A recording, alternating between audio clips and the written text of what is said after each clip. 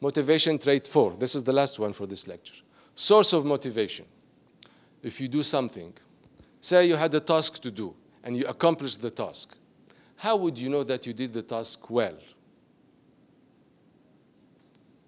We'll see. Where exactly are judgments and decisions made? Inside the person's mind, internal? Well, I know I have done a good job. I rely on myself to decide if this was good or not. Or from outside sources or feedbacks, external. I have to wait for my boss to tell me, for my friend to give me the feedback, and so on. So it's either external or internal. What are the characters of both? Internal people, they decide about the quality of their work on their own. They don't need anyone to tell them. What if you tell them? They don't care. They will judge you before they judge their work. They will criticize you.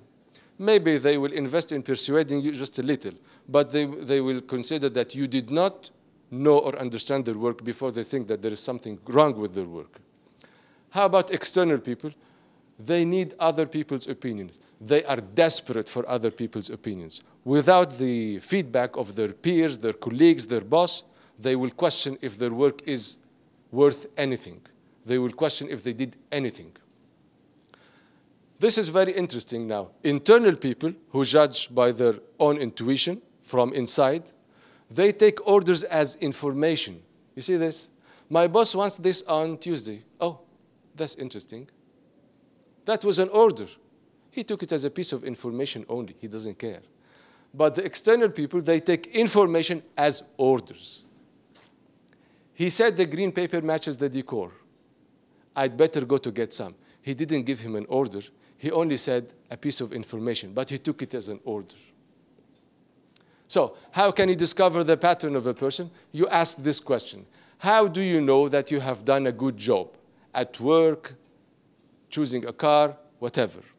An internal person will tell you, I know. That's it. I know I have done a good job. Done. He doesn't need anyone to tell him anything. You will discover that some of you are internal when it comes to choosing something, and very external maybe when it comes to something else. Each one of us. External people will tell you, they don't know. They tell you, my clients are happy, my boss is happy, I met my quota, and so on. The body language. The internal is sitting straight, upright in his chair. He might point to himself because everything is coming from within himself. And he would pause a little before he would answer your judgment while evaluating it, giving it some maybe little consideration. But the external person, he will lean forward in his chair. He will be leaning forward in his chair like this, and he will be anxious and waiting for any expression or any clue you give him because he's desperate for your feedback. Because he will decide if his job was good or bad based on what will happen on your face and what you will tell, what kind of words you will tell him.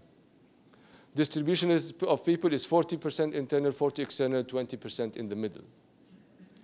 So, another way to discover, ask this question. If you felt you have done good work and someone you respect criticized your work, how would you react?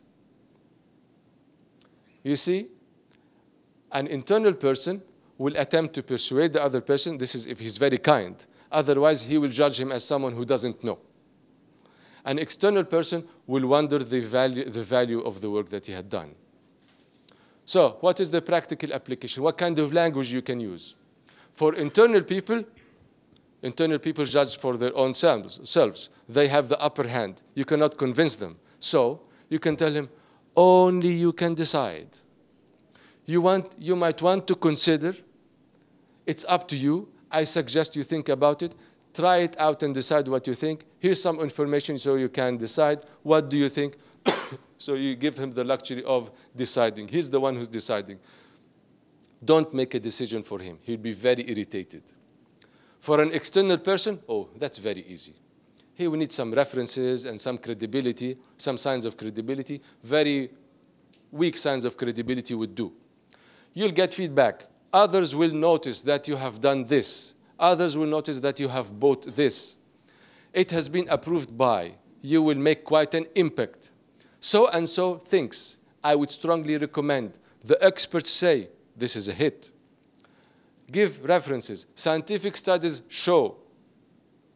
Okay, what is the practical application? If you are hiring people or assigning tasks to them, if you are hiring people for sales and marketing, for sales and positions that need a help desk, customer service, positions where you are going to deal with clients, what kind of character, of pattern you need? External, because you need him to listen to your supervision and instructions, and you need him also to judge if he's on track or not by the feedback he gets from the customers. But the latest trends in sales is for companies and organizations that have a long-term relationship with a client. Sometimes it's only buying for once, but sometimes you have a long-term relationship with a customer. The latest trend is to make your salespeople consultants and experts, consultants to your clients. If you want to make them consultants to your clients, this means two things. They have to have a bit of internal, because they have to judge for themselves that this is good or bad, and to give their feedback. A little bit of internal, but at the end of the day, they have to have external, because their job is about the satisfaction of the client. And they have to have a high degree of accountability and knowledge and credibility, because they will be consultants to the experts, to the clients. In the last few years, the change that happened in the way I give courses to the staff, to the pharmaceutical companies, it became very different upon the request. Before that, I would give like a quick overview, like for disease-modifying agents and biologics. I would give a quick overview, an introductory basic medicine, then I would go quickly over the drugs that they are using. Now, the request is, we want them to know about the medicines just the way doctors know about them. So you have to give a bigger number of lectures, more basic medicines, and every single detail about the medicine, so that they come to know exactly the same knowledge like the doctors who graduated from the medicine.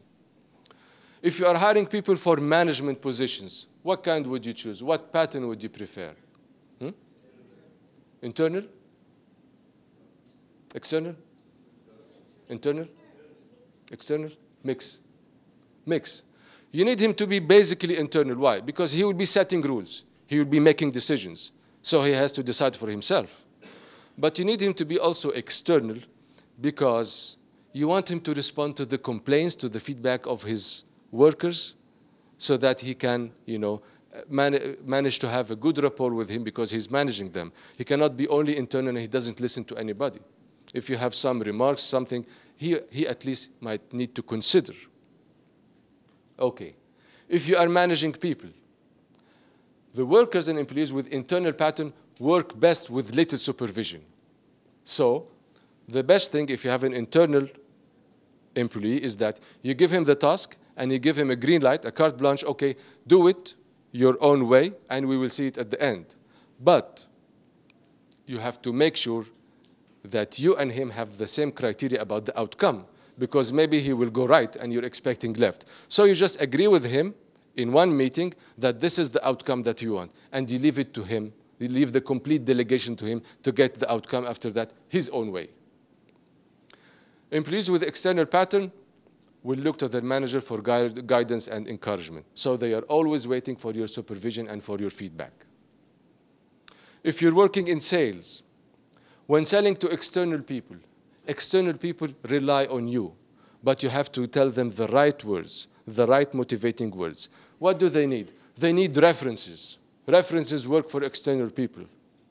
They need to know who else bought your service.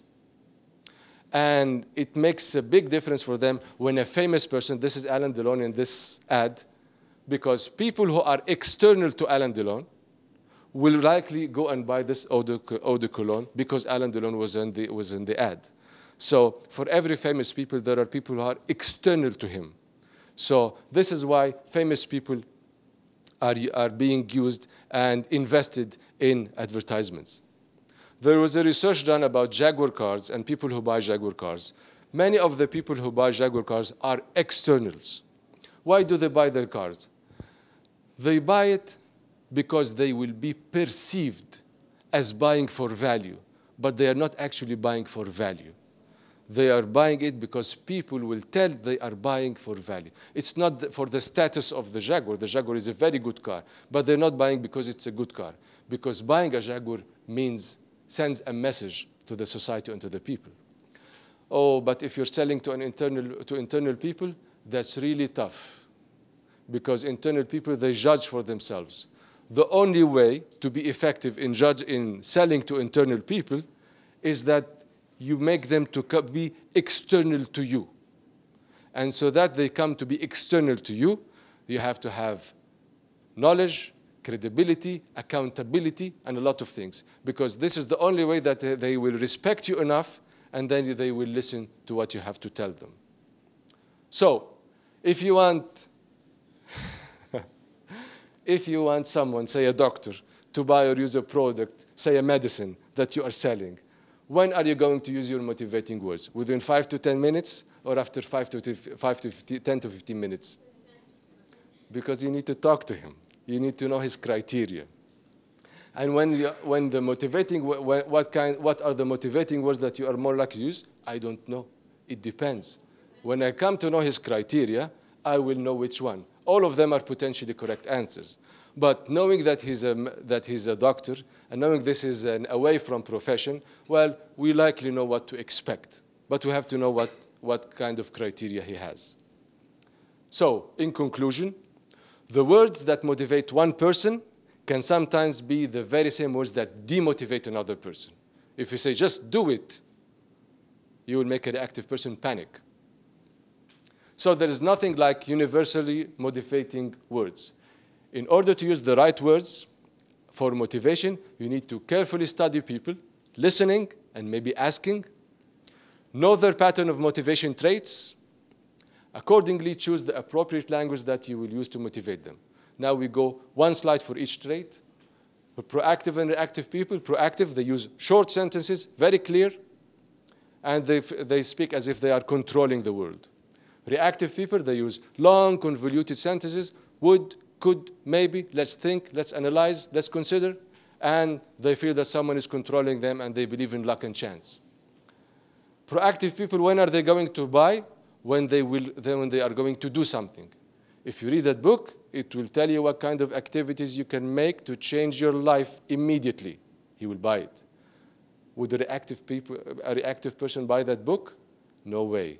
But if you tell him, once you read that book and take your time and read it, you will come to understand why what you've been wondering about for many years can happen, and then you can take your time, Okay, motivation criteria. How can you sell using criteria? You cannot do the shot in the dark. This is very unprofessional. You just tell your own criteria. You have to study your client and do it the skilled way. You link the criteria to the criteria of that person, of your client, to the product that you are selling. Direction, are you toward or away from a person? When advertising for a medicine, what are the best slogans to use? It's a medicine. It's an away from product, so probably you need an away from slogan. This will put an end to your suffering. This will stop the pain.